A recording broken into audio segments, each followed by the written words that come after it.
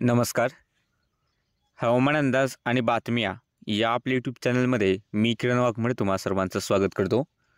आज 9 जानेवारी पाहूयात येत्या 24 तासात राज्यातील हवामान कसे राहील.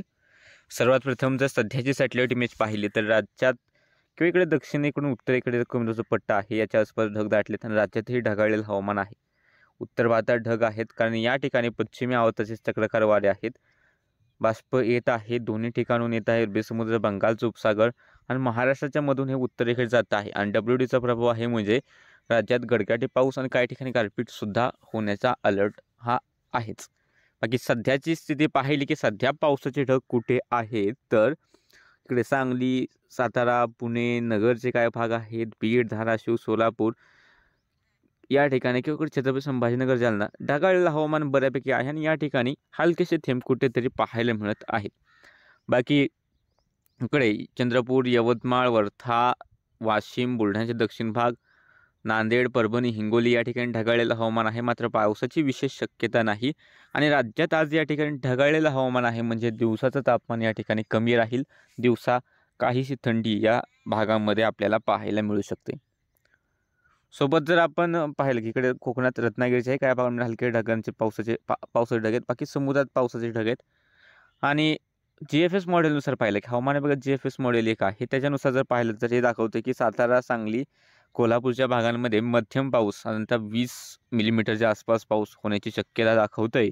तर इकडे मुंबई, ठाणे पासून ते इकडे रत्नागिरी, सिंधुदुर्ग ते गोव्यापर्यंत हे मॉडेल आपल्याला एकदम हलकासा 2.5 ते 10 mm आसपास पाऊस दाखवते. बेळगावमध्ये ही शक्यता 2.5 ते 10 mm आसपास पाऊस शक्यता.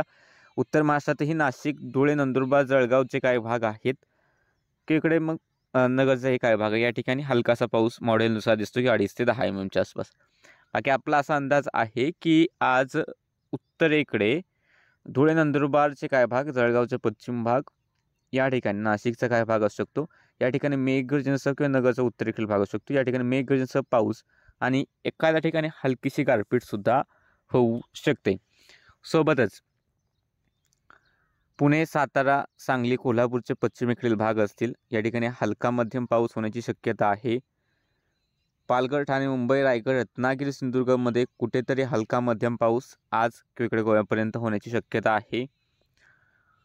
याच नंतर जळगाव, छत्रपती संभाजीनगर, जालना, बीड, धाराशिव, सोलापूर, सांगली, नगर या ठिकाणी ढगाळलेलं हवामान राहील. पूर्वेकडील भाग असेल सातारा, पुणे, सांगली, कोल्हापूर, नगरचे तर या ठिकाणी काय होईल, ढगाळलेलं हवामान आणि काही ठिकाणी हलकासा पाऊस होण्याची शक्यता.